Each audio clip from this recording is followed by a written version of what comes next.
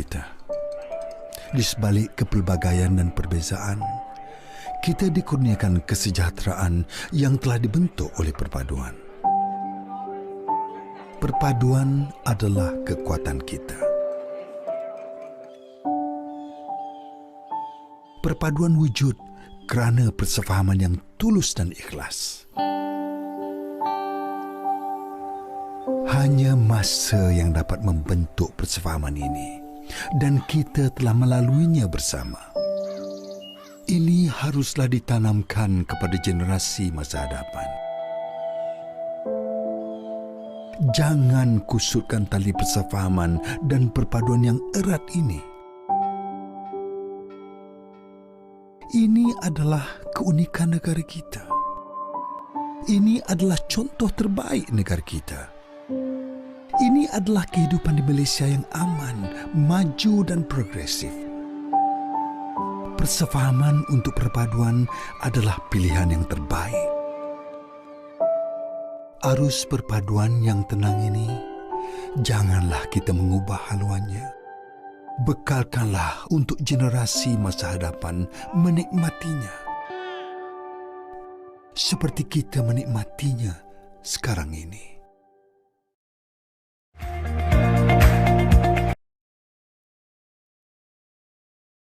Bismillahirrahmanirrahim. Alhamdulillahirabbil alamin wassalatu wassalamu ala asyrafil anbiya'i wal mursalin wa ala alihi wa sahbihi ajma'in.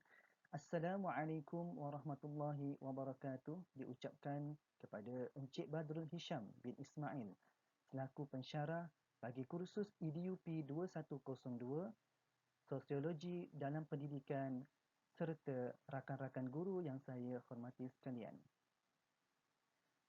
Kami daripada Kumpulan Pendidikan Islam 1 yang dianggotai oleh saya sendiri, Cikgu Muhammad Hayyifi bin Penaim, seterusnya Cikgu Hanif Haikal bin Ahmad Zaini dan Cikgu Muhammad Syaddad bin Muhammad Saha ingin membuat perbentangan berkenaan dengan tajuk Analisis Kepelbagaian Sosio-Budaya di Malaysia dan implikasinya terhadap bidang pendidikan serta peranan guru dalam mendepani isu kepelbagaian sosio-budaya di sekolah. Pembentangan ini dibuat bagi memenuhi keperluan pentaksiran berterusan bagi kursus EDUP 2102 Sosiologi dalam Pendidikan. Berikut merupakan biodata ringkas ahli kumpulan kami.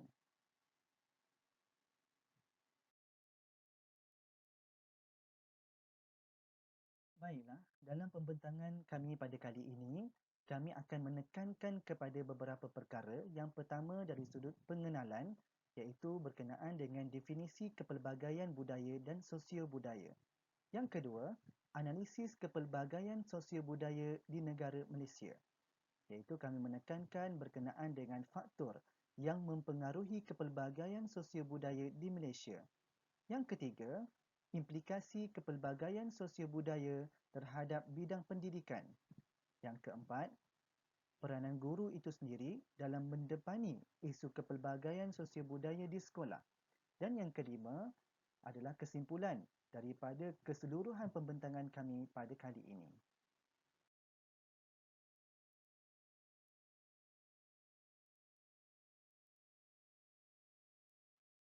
Baiklah, sebagai mukadimah, kepelbagaian budaya dilihat merupakan ciri istimewa yang wujud di Malaysia yang terbentuk daripada rakyat berbilang agama dan bangsa.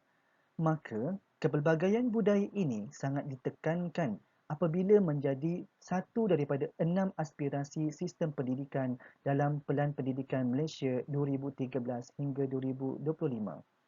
Menurut Mahbub 2017, menjelaskan kepelbagaian budaya adalah mengenai penerimaan dan penghargaan terhadap sesuatu budaya, baik budaya sendiri maupun budaya orang lain.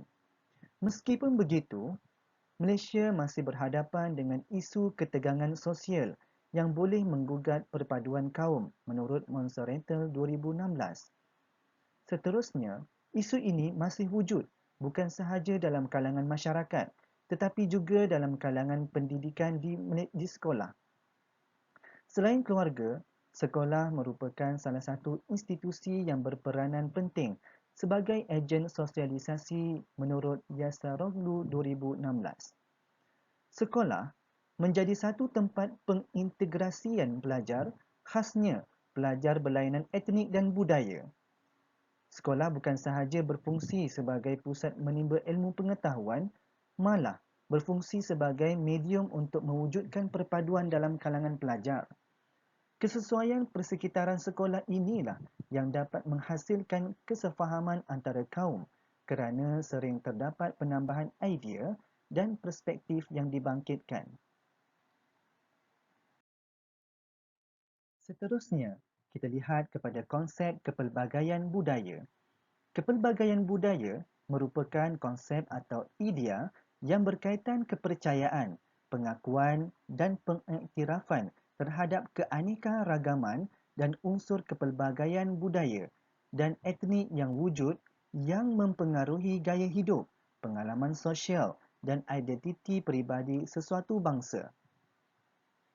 Kepelbagaian budaya juga adalah untuk menunjukkan bagaimana sesuatu bangsa atau kaum mengekspresikan budaya masing-masing atau menerima budaya orang lain.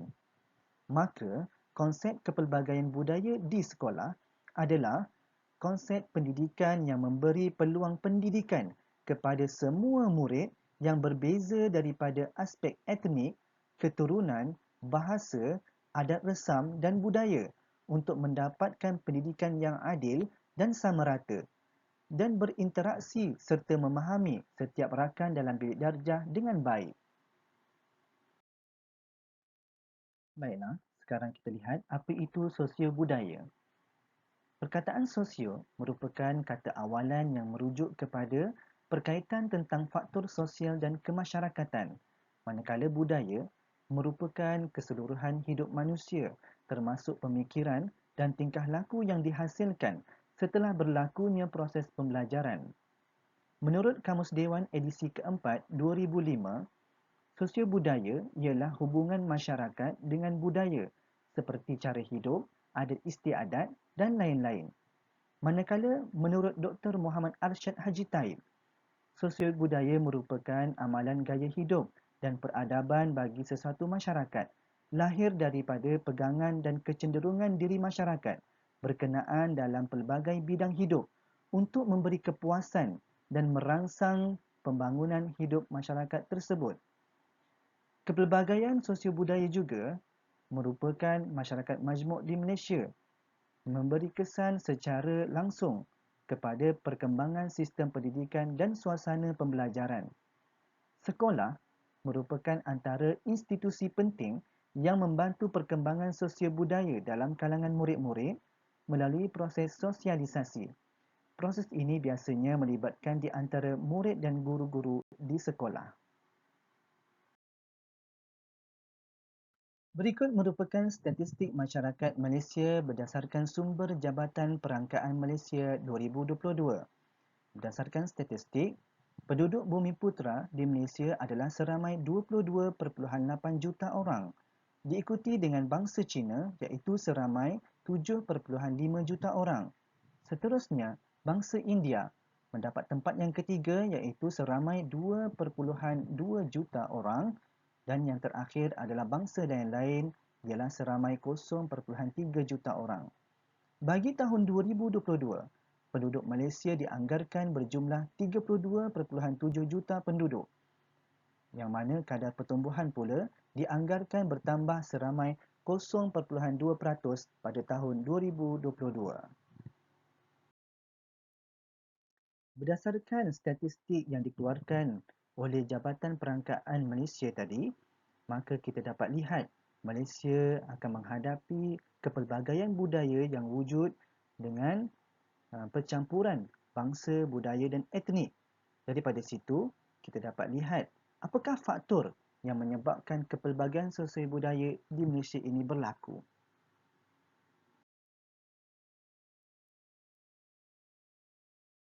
Analisis kepelbagaian sosiobudaya di Malaysia, kita dapat lihat dari sudut faktor yang mempengaruhi kepelbagaian sosiobudaya di Malaysia.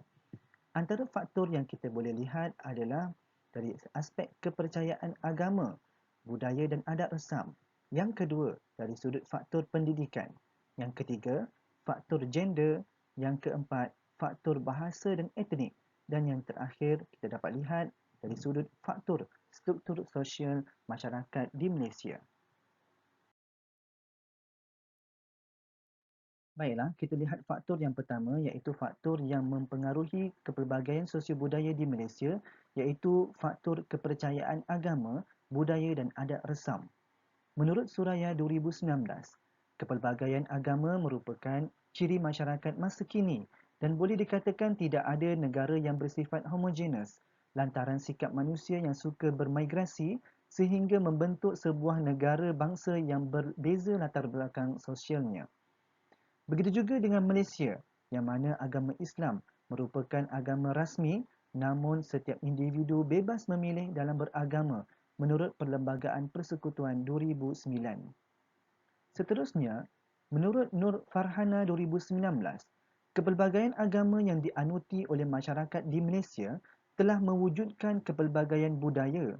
Hal ini kerana perbezaan budaya dan agama dalam kalangan pelajar di sekolah memaparkan variasi dalam bahasa, nilai, norma, tradisi, kepercayaan dan aspirasi yang dimiliki dan dibawa oleh pelajar itu sendiri ke dalam persekitaran sekolah menurut Sures 2017. Menurutnya lagi, meskipun pelajar terdiri daripada pelbagai latar belakang sosio-budaya, namun pelajar bebas bergaul walaupun wujud perbezaan nilai dan kepercayaan agama.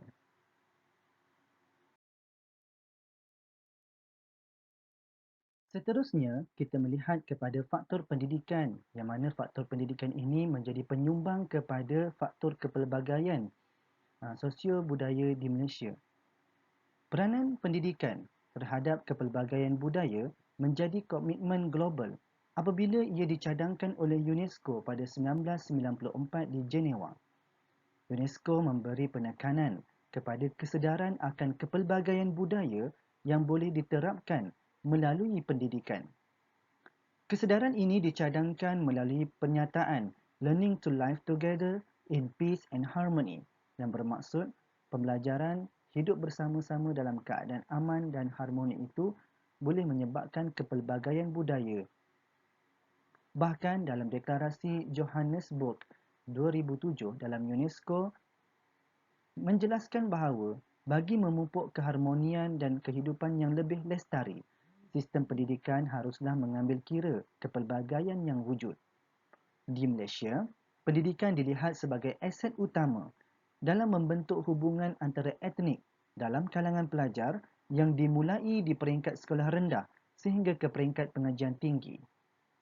Keadaan ini dapat dilihat melalui pembentukan persahabatan dalam kalangan pelajar, interaksi sosial, pengurusan bilik darjah dan hubungan antara murid dan guru. Bahkan, keberkesanan kurikulum dan ko-kurikulum juga semakin diberi perhatian yang serius dalam memupuk hubungan murid berentasi etnik dalam persekitaran sekolah.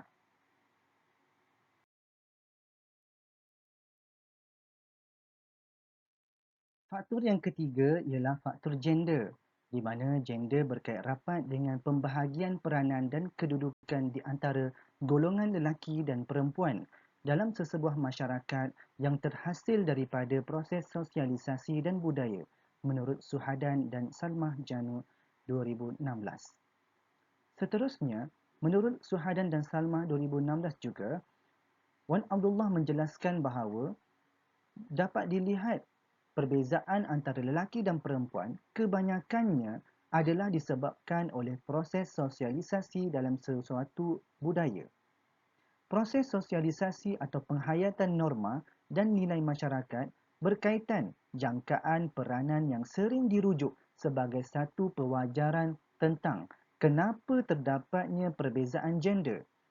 Perkara ini juga mewujudkan ketaksamaan antara lelaki dan perempuan dalam masyarakat, di mana perbezaan asas antara gender termaktub dalam struktur kelas, gender dan stratifikasi, peranan dalam institusi keluarga, keutamaan pendidikan, pekerjaan dan banyak lagi.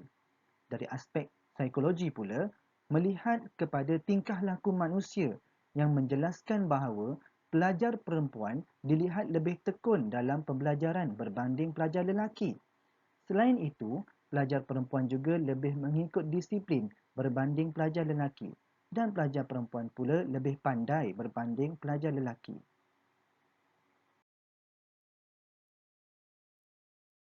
Seterusnya, faktor bahasa dan etnik.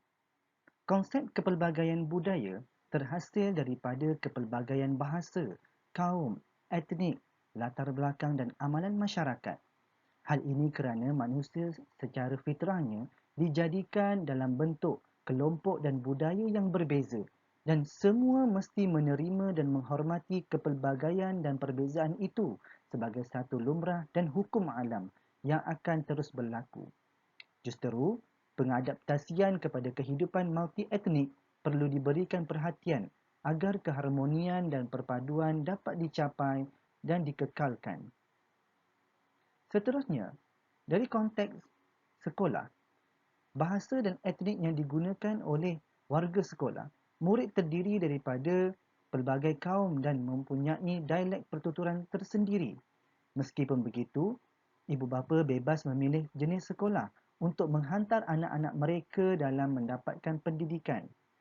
Jenis-jenis sekolah di Malaysia antaranya jenis sekolah kebangsaan, sekolah SJKC, sekolah SJKT, di mana sekolah kebangsaan menggunakan bahasa Melayu sebagai bahasa pengantar, manakala di sekolah SJKC, sekolah jenis kebangsaan Cina, menggunakan bahasa Mandarin sebagai bahasa pengantar. Dan yang terakhir, sekolah jenis kebangsaan Tamil menggunakan bahasa Tamil sebagai bahasa pengantar. Dalam keadaan ini, mendedahkan murid untuk memahami bahkan dapat bertutur menggunakan lebih daripada satu jenis bahasa. Hal ini mewujudkan kepelbagaian bahasa di peringkat sekolah, kesan daripada percampuran pergaulan etnik dalam institusi pendidikan. Akhir sekali, faktor struktur sosial merupakan faktor yang menyumbang kepada kepelbagaian sosio-budaya di Malaysia. Faktor struktur sosial yang mana masyarakat merupakan sekelompok besar manusia yang hidup saling berhubungan dan bergantungan berasaskan satu budaya serta bidang tertentu dan mempunyai matlamat yang sama. Hubungan yang baik dapat memupuk nilai persahabatan, nilai kerjasama dan nilai toleransi dalam bilik darjah yang menjamin kesejahteraan dan keharmonian murid. Hubungan yang baik juga menunjukkan adanya nilai-nilai penyayang yang dapat disemai dalam jiwa murid-murid. Contohnya, terdapat rakan yang berasal dari keluarga yang bermasalah dan tahap sosioekonomi yang berbeza menyebabkan ada jurang yang membezakan antara murid yang susah dengan yang senang. Oleh hal yang demikian, murid perlu belajar bergaul antara satu sama dengan yang lain tanpa mengira darjat dan kedudukan serta bersedia membantu rakan yang berada dalam keadaan kesusahan.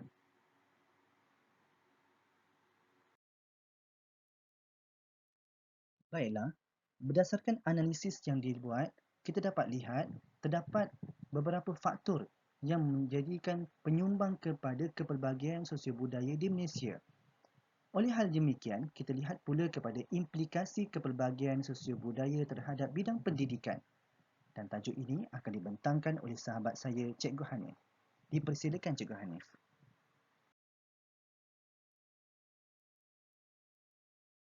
Bismillahirrahmanirrahim. Assalamualaikum warahmatullahi wabarakatuh. Saya Hanif Faikal bin Ahmad Zaini, merupakan pembentang kedua di mana saya diberi tugas untuk membentangkan berkenaan implikasi kepelbagaian sosio-budaya dalam bidang pendidikan. Baiklah, jadi kita akan bermula dengan isi yang pertama di mana ingin saya sentuhkan apabila bercerita berkenaan sosio-budaya di dalam bidang pendidikan. Semestinya proses pengajaran dan pembelajaran adalah sangat penting bagi menyampaikan pengetahuan kepada para pelajar, di mana proses ini mempunyai pelbagai kaedah dan teknik. Kaedah pengajaran dan pembelajaran merujuk kepada tindakan guru yang berurutan dan bersistematik bagi memastikan objektif pengajaran dapat dicapai. Selain itu, kaedah pengajaran dan pembelajaran juga mempunyai beberapa langkah yang memerlukan pelajar terlibat secara aktif. Teknik pengajaran dan pembelajaran pula adalah bahagian kecil dalam sesuatu kaedah yang digunakan dan ianya melibatkan kemahiran guru dalam merancang dan melaksanakan kaedah mengajar ketika proses pengajaran dan pembelajaran disampaikan. Baiklah, kita sambung dalam pembentangan sosial budaya, di mana apa yang kita lihat, sosial budaya ini adalah satu hubungan masyarakat dengan budaya seperti cara hidup, adat istiadat dan lain-lain, di mana Malaysia kita boleh anggap sebagai satu buah negara yang berbilang bangsa, kaum dan agama. Setiap bangsa, kaum dan agama mempunyai budaya seperti cara hidup, adat istiadat, peraturan yang berbeza. Oleh yang demikian, apabila sesebuah kelas mempunyai pelbagai bangsa, kaum dan juga agama, maka sudah tentu ianya sedikit sebanyak memberi kesan terhadap beberapa pihak. Baik, jadi kita pergi kepada poin pertama, di mana implikasi terhadap guru. Di mana kita boleh takrifkan guru sebagai seorang pendidik, di mana peranan guru ini adalah untuk memastikan anak murid mereka ataupun pelajar mereka menjadi insan yang berguna kepada bangsa, masyarakat dan negara.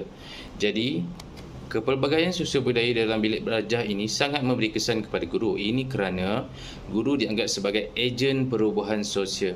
Ini bermakna apabila terdapat pelbagai budaya di dalam sesebuah kelas, guru harus bertindak sebagai perancang dan pengendali bagi memastikan setiap muridnya berasa selesa ketika menghadapi sesi pengajaran dan pembelajaran.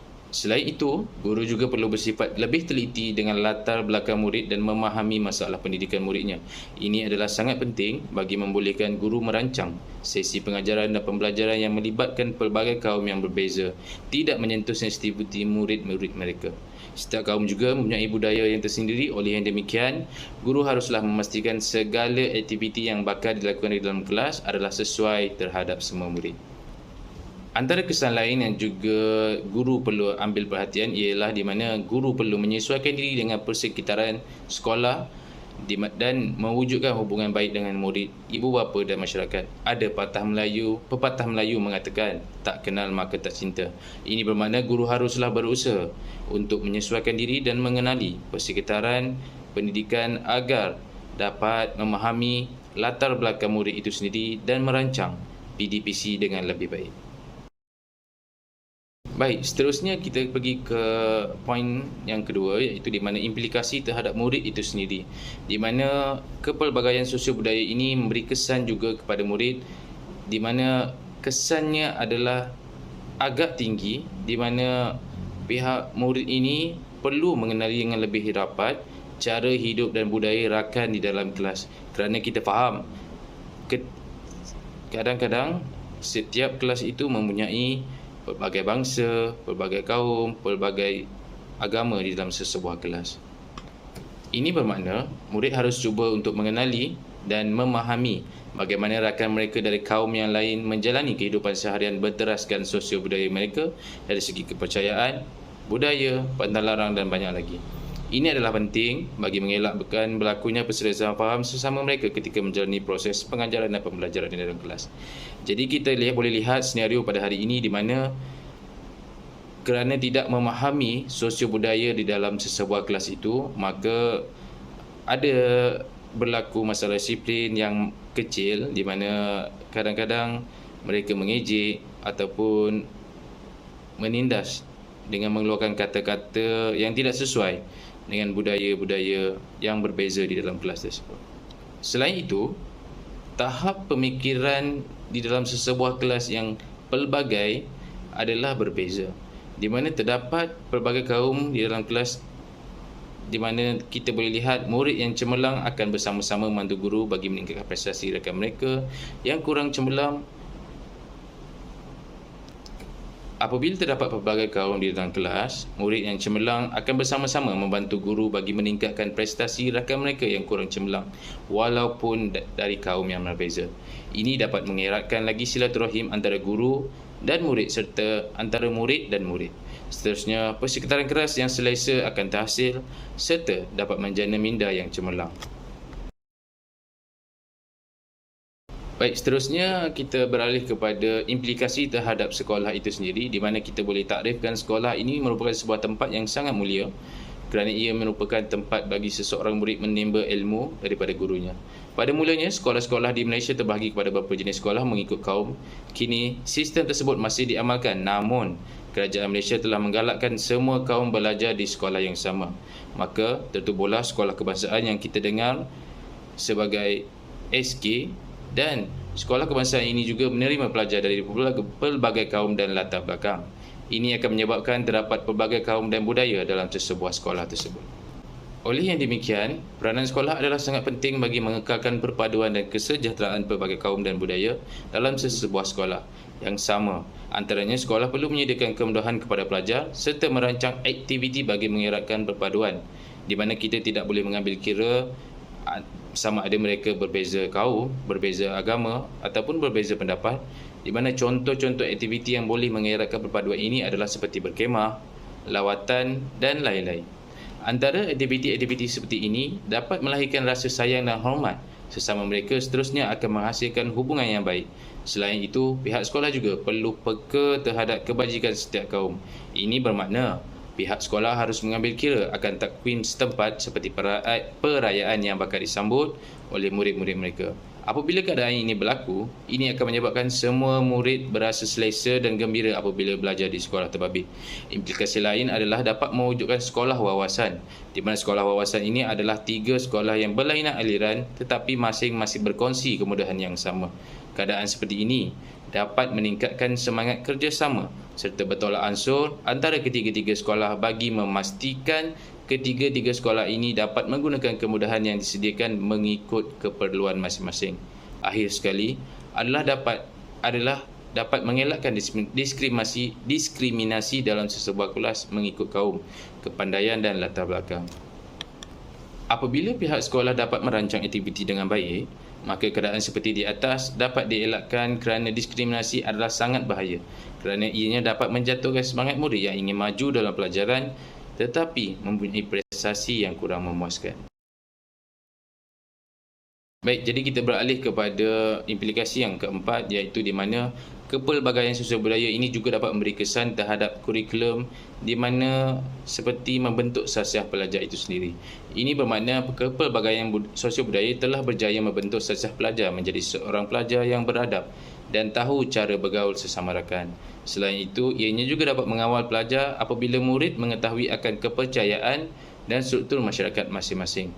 Maka mereka akan bertindak secara rasional dan mampu untuk mengawal diri mereka, contohnya dari segi batas jantina antara jantina. Kepelbagaian sosial budaya ini juga dapat memupuk nilai murni dalam diri pelajar, guru dan pihak terlibat serta dapat mewujudkan hubungan positif antara ibu bapa dengan sekolah. Jadi akhirnya kita dapat simpulkan sebagaimana di mana kepelbagaian sosial budaya ini adalah boleh dicapai di mana kita memerlukan kaedah ataupun strategi yang berkesan bagi membentuk persekitaran bilik belajar yang mesra budaya. Antaranya adalah teknik yang berkesan digunakan oleh guru ialah teknik perbincangan dan sumbangsaran. Ini akan menyebabkan berlakunya perkongsian idea antara murid dan kerjasama antara mereka. Selain itu, guru juga haruslah bijak mengawal emosi dan tingkah laku pelajar. Seseorang guru haruslah bersikap adil dan tidak memilih kasih terhadap murid-muridnya di dalam kelas semasa mengajar. Kedudukan murid di dalam kelas juga memainkan peranan penting dalam mewujudkan persekitaran bilik belajar yang mesra. Contohnya, guru boleh merancang untuk menyusun atau meja yang menggabungkan pelbagai kaum jika ada dalam satu kumpulan kecil. Para pelajar akan dapat mengenali budaya kaum masing-masing dengan bertanya secara langsung ataupun tidak langsung. Selain itu, teknik ini juga dapat mengeratkan hubungan silaturahim antara pelbagai kaum dan sosial budaya di dalam kelas itu sendiri. Guru juga haruslah, seperti yang saya katakan tadi, bersikap lebih adil dan juga menggunakan bahasa kebangsaan sebagai bahasa pertuturan utama di dalam bilik belajar. Walaupun di dalam bilik belajar itu terdapat pelbagai kaum, maka guru haruslah bersikap adil dan profesional dalam menggunakan satu bahasa pertuturan, iaitu bahasa kebangsaan kita. Walau bagaimanapun, guru juga harus mengingatkan kepada pelajarnya sentiasa hormat bahasa masyarakat lain serta belajar untuk mempelajari bahasa masyarakat lain dengan kawan-kawan. Selain itu, bahasa yang digunakan oleh guru juga amat penting. Guru seharusnya menggunakan bahasa yang tidak menyentuh sensitiviti budaya masyarakat seperti paria, bodoh macam lembu dan sebagainya. Apabila guru menggunakan bahasa-bahasa seperti ini, maka pelajar sekaligus akan memburukkan hubungan antara guru dan murid. Akhir sekali, guru juga boleh menunjukkan contoh budaya kaum lain di dalam kelas untuk memudahkan murid memahami budaya kaum lain dan seterusnya menghormati antara satu sama lain. Antara contoh perlakuan yang mudah kita ambil adalah di mana pakaian guru-guru boleh diperlihatkan kepada murid-murid agar mereka mengenali satu sama lain budaya masyarakat tersebut. Maka sekian saja daripada saya, di mana saya sudah membentangkan 4 implikasi kepelbagaian sosial budaya dalam bidang pendidikan. Maka saya harap daripada perbincangan kita pada hari ini dapat diambil iktibar dan juga input-input yang saya kongsikan ini dapat ditambah baik pada masa akan datang. Terima kasih dan seterusnya kita bergerak kepada sahabat saya yang seterusnya untuk membentangkan peranan guru dalam menepani isu kepelbagaian sosial budaya di sekolah. Sekian, wabillahi taufiq wal hidayah. Wassalamualaikum warahmatullahi wabarakatuh. Bismillahirrahmanirrahim. Jadi insya-Allah saya akan menyambung pembentangan daripada sahabat-sahabat saya. Baik. Setelah kita mendengar pembentangan daripada sahabat saya, iaitulah berkenaan dengan analisis kepelbagaian sosial budaya di Malaysia dan juga implikasinya terhadap bidang pendidikan Islam. Sekarang ini saya akan membentangkan berkenaan dengan peranan guru dalam menepani isu kepelbagaian sosial budaya di sekolah. Okey, baik. Kita pergi kepada slide yang seterusnya. Perkara utama yang perlu difokuskan dalam perbincangan seterusnya adalah metodologi yang paling sesuai untuk seseorang guru dalam menerapkan nilai-nilai utama yang terkandung dalam kepelbagaian sosio budaya dalam bilik darjah. Okey, baik. Secara ringkas, apa yang dapat kita fahami daripada konteks ayat tersebut ialah guru ini di sekolah bukan sahaja tugasnya sebagai seorang pengajar, malah guru di sekolah ini tanggungjawabnya lebih besar daripada tanggungjawab ibu bapa. Di mana di sekolah, guru dipertanggungjawabkan untuk menjaga dan juga mendidik anak-anak murid. Oleh yang demikian, guru perlu mencari langkah yang sesuai untuk memastikan tiada jurang terhadap kepelbagaian sosio budaya yang ada di sekolah. Di sekolah terdapat kepelbagaian sosio budaya terhadap pelajar. Oleh itu, guru perlu memainkan peranan yang tersendiri supaya tidak ada jurang terhadap kepelbagaian sosio budaya di kalangan pelajar. Sebagai contoh, di sekolah kita ada pelajar yang IQ-nya tinggi dan juga IQ-nya sederhana dan juga rendah. Dan di sekolah juga kita mempunyai pelajar daripada berbilang kaum dan juga berbilang bangsa. Contohnya pelajar daripada kaum Cina, kaum India dan juga kaum Melayu. Jadi, guru perlu bijak mengatur strategi ataupun merancang kaedah bagi memastikan perpaduan kepelbagaian sosio budaya ini dapat dijalinkan. Oleh itu, peranan guru yang saya bawakan, peranan pertama ialah penerimaan dan layanan yang adil. Guru tidak boleh melayani pelajar sebagai satu kelompok ataupun individu. Contohnya, mengikut kaum etnik atau mengikut kelas sosial. Okey, jadi dalam konteks ayat ini dikatakan bahawa guru tidak sewajarnya bersikap memilih bulu. Makna kata, andainya guru itu seorang Melayu, guru tidak boleh melebihkan hanya kepada pelajar Melayu sahaja. Sebaliknya, guru perlu meraihkan kepelbagaian sosio-budaya yang ada di sekolah. Jadinya, guru perlu menunjukkan kesamarataan cara pengajaran terhadap pelajar.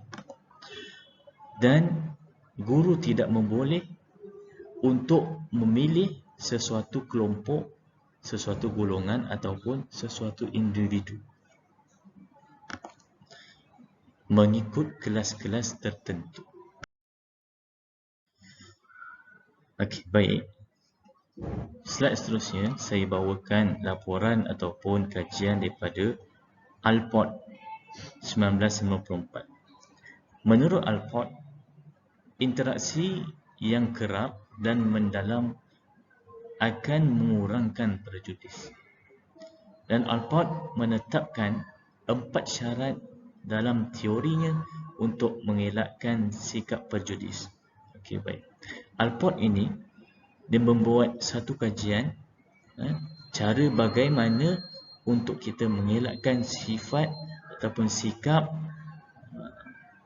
melebihkan sesuatu golongan ataupun kumpulan tertentu saja. Jadi dia ada 4 perkara. Yang pertama, persamaan status. Yang kedua, persamaan matlamat. Yang ketiga, interaksi yang melibatkan kerjasama. Dan yang keempat, sokongan daripada pihak-pihak yang mempunyai autoriti. Okey, kita pergi kepada peranan yang kedua. Peranan guru dalam mendepani kepelbagaian sosio-budaya yang ada di sekolah. Yang kedua, strategi pembelajaran yang sesuai. Guru perlu menggunakan strategi pembelajaran yang berkesan dan juga bersesuaian dengan tahap pelajar. Oleh itu, sebelum memulakan PNP, guru perlu membuat kajian terhadap tingkah laku pelajar bagi melicinkan lagi aktiviti sewaktu di dalam bilik darjah. Satu perkara yang kita perlu ingat bahawa setiap orang pelajar itu adalah unik. Oleh itu, guru perlu memastikan kaedah pembelajaran yang bersesuaian. Kebiasaannya, penyampaian seseorang guru itu bergantung pada persekitaran tempat tinggal pelajar, status sosioekonomi keluarga dan gaya persekitaran tempat tinggal pelajar. Status sosioekonomi keluarga dan gaya pembelajaran. Oleh itu, guru perlu didedahkan kepada pengetahuan tentang gaya pembelajaran dan bagaimana untuk menyesuaikan gaya pembelajaran pelajar dengan pengajaran guru agar dapat mencapai pengajaran dan pembelajaran yang cemerlang. Jelaslah di sini bahawa guru perlu untuk melakukan sedikit penyelidikan dan juga kajian bagi memudahkan lagi urusan pembelajaran. Supaya pelajar, tahap penerimaan ilmu terhadap pelajar ini diterima dalam tingkat yang tinggi. Maknanya ianya berkesan dan berhasil. Peranan yang ketiga yang saya rasakan perlu dititik beratkan oleh guru. Guru perlu menjadikan bahasa Malaysia sebagai bahasa penghantar. Oleh kerana kita berada di negara Malaysia dan negara kita mengamalkan negara kita meletakkan bahasa Malaysia sebagai bahasa penghantar. Jadi, guru perlu menggunakan bahasa Malaysia ini sebagai bahasa penghantar dengan sebaik-baiknya. Sebab apa? Sebab di sekolah terdapat pelbagai jenis kaum yang ada di kalangan pelajar. Tak ada Cina, tak ada Melayu dan juga India. Oleh itu, kita gunakan bahasa yang mudah difahami oleh semua orang agar pembelajaran dapat diterima secara berkesan. Penggunaan bahasa yang standard akan memberi peluang sama rata kepada murid untuk mengambil bahagian dalam aktiviti pembelajaran. Dan faktor ini mendesak guru menggunakan kemahiran secara utama dalam pengurusan bilik belajar. Penting kepada guru untuk memahami tingkah laku dan budaya murid supaya sebarang tindakan dapat dilakukan dengan kaedah yang betul dan tepat. Dan poin yang terakhir ini sangat berkaitan dengan poin yang sebelumnya. Iaitulah dapat memastikan penglibatan murid.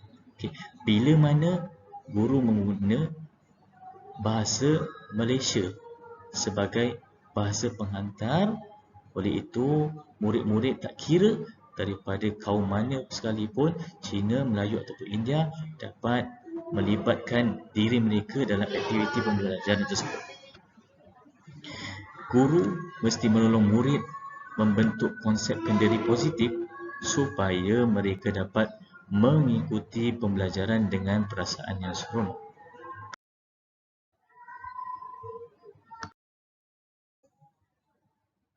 Secara kesimpulannya, Malaysia mempunyai pelbagai sosio-budaya yang berbeza antara satu sama lain. Kepelbagaian ini memerlukan usaha yang padu untuk membentuk masyarakat yang saling memahami antara satu sama lain, khususnya apabila berlaku pertembungan budaya antara setiap kumpulan.